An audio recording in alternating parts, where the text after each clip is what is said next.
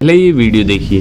बिहार के बच्चे बल्ब के नीचे पढ़ के आईएएस बनते हैं ना। और हमारे यहाँ के बच्चे बोलते हैं जब तक हमारे को जी मुखर्जी नगर में जब तक आप अच्छी क्लासेस में नहीं पढ़ाओगे, ये नहीं करोगे, वो नहीं करोगे, तब तक तो मैं तो नहीं पढ़ सकता। मैं अच्छा लगा सुनकर, काफी मोटिवेट फील कर रहे होंगे आप। तो कुछ लोग शर्मिंदा हो रहे होंगे कि स्ट्रीट लाइट के नीचे बैठकर बिहार में लोग आईएएस बन रहे हैं, तो फिर मुझसे क्यों नहीं हो रहा है।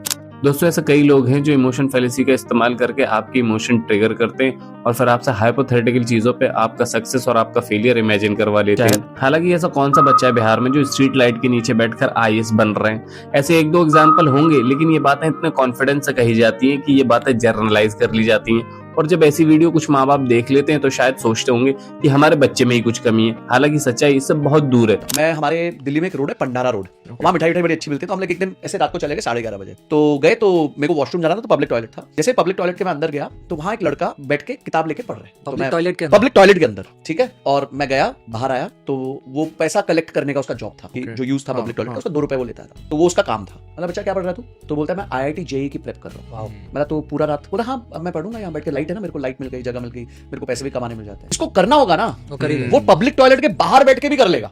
अब आप मुझे बताइए, जिस जगह पे हर 5 से 10 मिनट में एक इंसान आता हो, तो वहाँ कोई इतने सीरियस और टफ एग्जाम की तैयारी करने वाले एस्पिरेंट की सक्सेस के कितने चांसेस होंगे।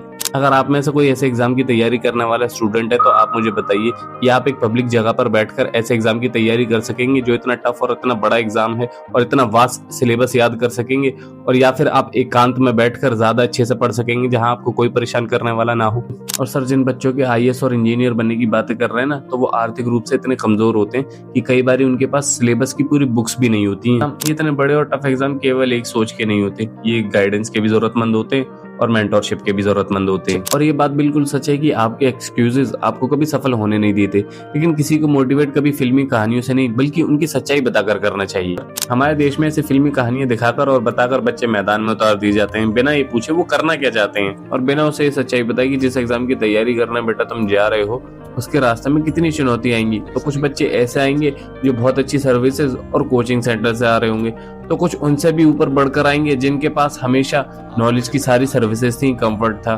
तो ये आपकी चुनौती है, इसके लिए आपको तैयार होना है। लेकिन आप फिल्मों से मोटिवेट होकर और वीडियो से मोटिवेट होकर मैदान में उतरते हैं तो पता चलता है यहाँ कहानी ही अलग है। और फिर इतनी मेहनत और टाइम लगाने के बाद फेलियर होने का डर और ऐसी कई सारी वजहों से हमारे देश में कई स्टूडेंट हर साल सुसाइड कर लेते हैं।